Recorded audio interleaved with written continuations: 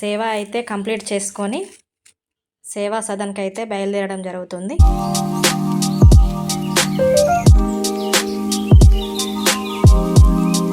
మేము వెళ్ళే టైంకి బాగా చీకటి పడిపోయింది.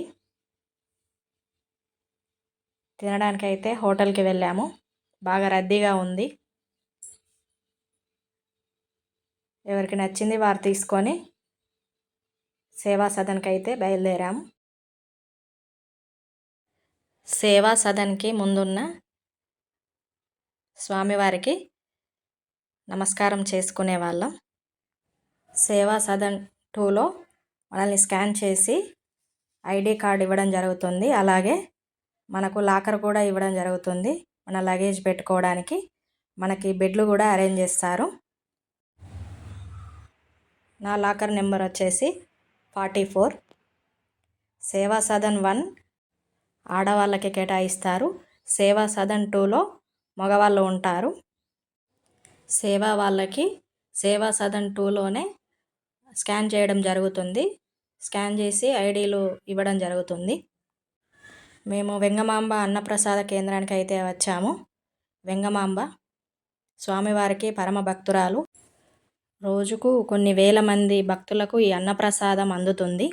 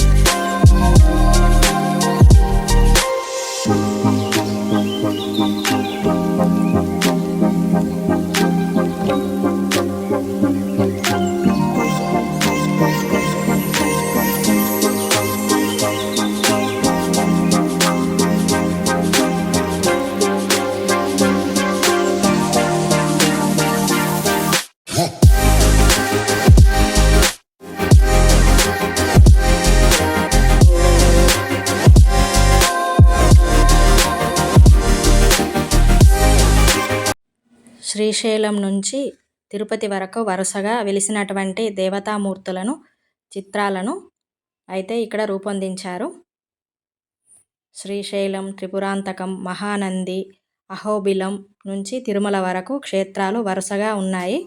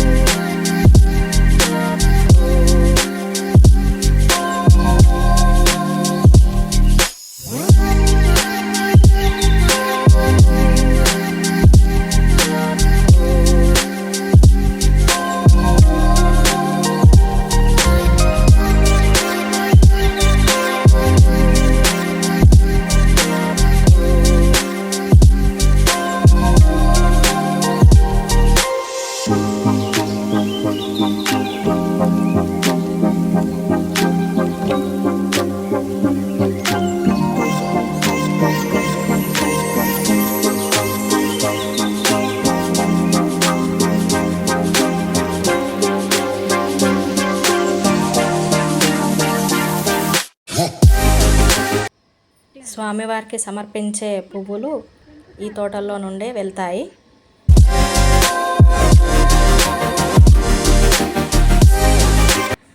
ఈ దారి నుండి ముందుగా వెళ్తే బాటగంగమ్మ తల్లి దేవాలయం ఉంటుంది. ముందుగా ఆంజనేయ స్వామిని దర్శనం చేసుకున్నాము. ఎదురుగానే బాటగంగమ్మ తల్లి దేవాలయం ఉంది.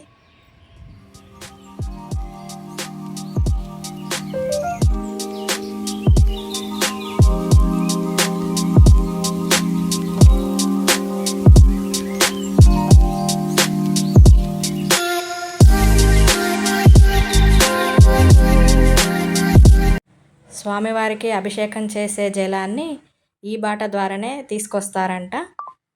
ముందుగా అమ్మవారికి నమస్కారం చేసుకొని వెళ్తారంట. ఇదే దారి నుండి కొద్దిగా ముందుకు వెళ్తే నాగతీర్థం వస్తుంది. నాగతీర్థంలోని కోనేరు ఇది.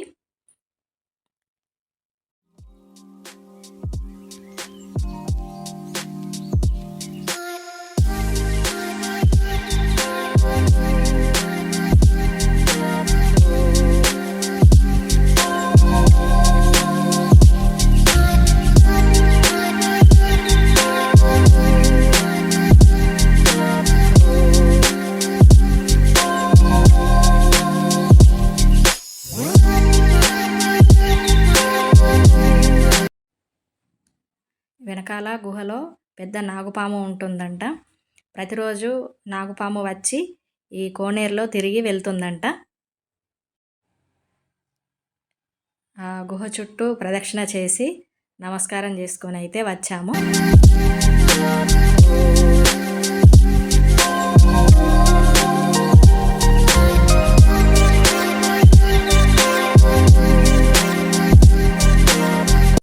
స్వామివారికి సమర్పించే పూల తోటలు, పండ్ల తోటలు అన్నీ ఇక్కడే ఉన్నాయి. కాజు కటింగ్ సేవకైతే వెళ్ళాము. అక్కడ నుండి వరహస్వామి టెంపుల్ దర్శనం చేసుకొని తర్వాత స్వామివారి దర్శనానికి అయితే బయలుదేరాము. ఆ రోజు గురువారం కావడంతో నిజరూప దర్శన భాగ్యం మాకు కలిగింది.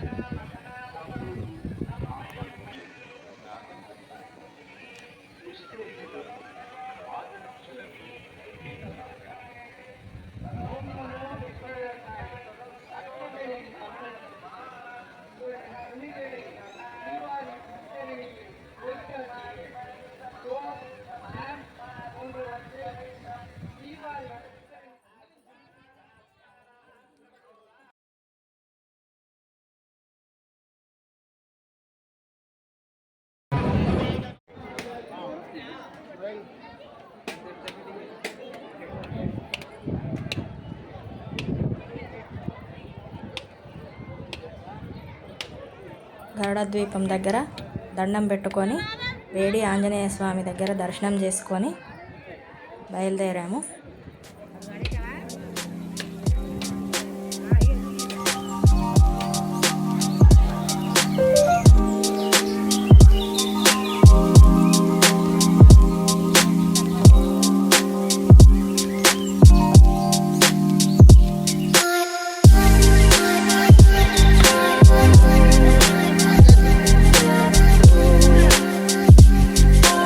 ఇక్కడ నాద నీరాజనం జరుగుతుంది.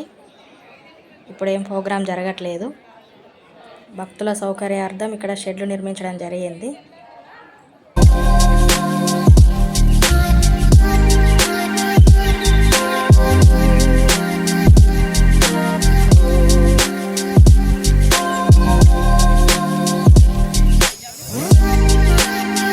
శ్రీవారి దేవాలయంలో ప్రధాన ద్వారానికి ఎదురుగా విశాలమైన ప్రాంగణంలో గొల్ల మండపం ఉంటుంది.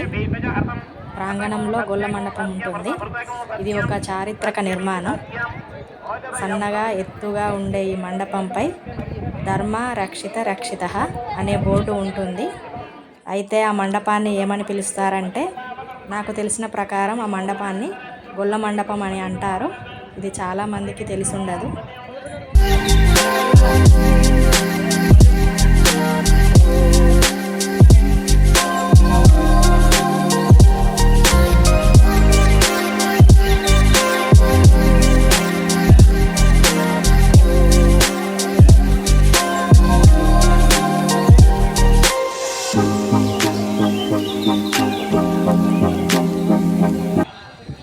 అక్కడ నుండి ఎదురుగా హయగ్రీవ లక్ష్మీ నరసింహస్వామి దర్శనం చేసుకొని వెళ్ళాము.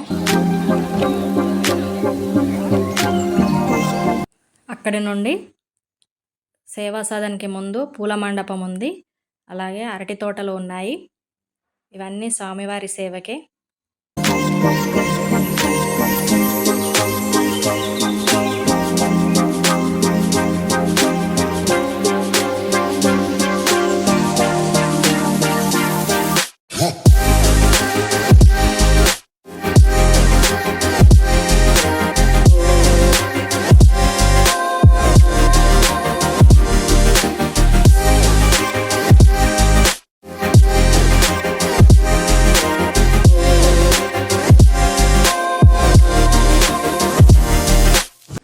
స్వామివారికి అలంకరించే మాలలన్నీ ఈ బిల్డింగ్లోనే మాలలు కడతారు.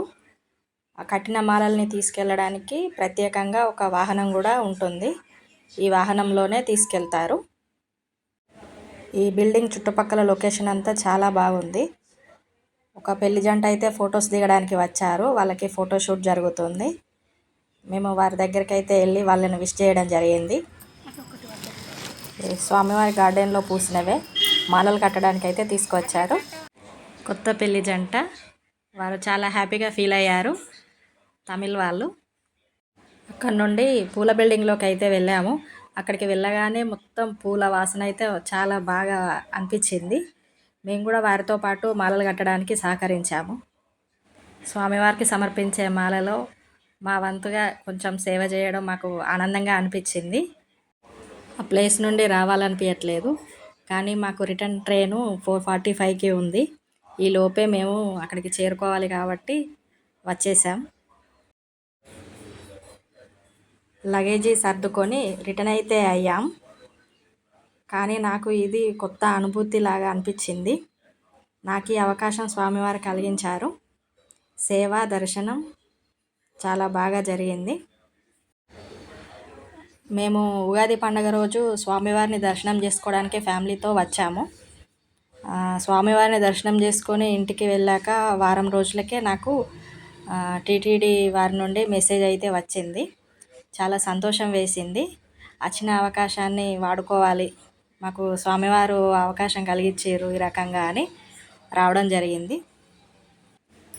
ఇందుకు సహకరించిన నా ఫ్రెండ్ ఇందిరాకు, నా తోటి టీం మెంబర్స్కి అందరికీ కృతజ్ఞతలు తెలుపుకుంటున్నాను. ఓం నమో వెంకటేశాయ. నా వీడియో నచ్చినట్లయితే లైక్ చేసి షేర్ చేయండి. అలాగే మొదటిసారిగా నా వీడియో చూస్తున్నట్లయితే సబ్స్క్రైబ్ చేసుకోండి. నాకు వీలైనంత సమాచారం అయితే ఇచ్చానని అనుకుంటున్నాను. ఏది మన చేతిలో ఉండదు, భగవంతుని ఆజ్ఞ మేరకే జరుగుతుందని నేను నమ్ముతాను. కొండ దిగుతూ ఉంటే దారిలో ఒక వినాయకుడి గుడి అయితే కనిపించింది. అక్కడ ఆగాము. ఆ గుడి యొక్క విశిష్టత ఏంటో డ్రైవర్ అన్నయ్య చాలా బాగా చెప్పారు. బండి కూడా అక్కడ ఆపారు మా కోసం. మేమంతా దిగి అక్కడ దేవుడికి నమస్కారం పెట్టుకొని, ఇక్కడ ఏంటంటే స్పెషల్, ఇక్కడ మనం ఏదైతే కోరుకుంటున్నామో అది ఒక చీటీలో రాసి దేవుడి ముందు పెట్టాలంట. మనం కోరిన కోరికలు తప్పక నెరవేరుతాయని అందరూ నమ్ముతారు. నమ్మకమే బలం కొన్ని సందర్భాల్లో. ఇదేనండి నా తిరుపతి సేవ విశేషాలు. సేవ ఇలా జరిగింది. నా వీడియో నచ్చినట్లయితే సబ్స్క్రైబ్ చేయండి. మరిన్ని మంచి వీడియోస్తో మీ ముందుకు వస్తాను. Thank you.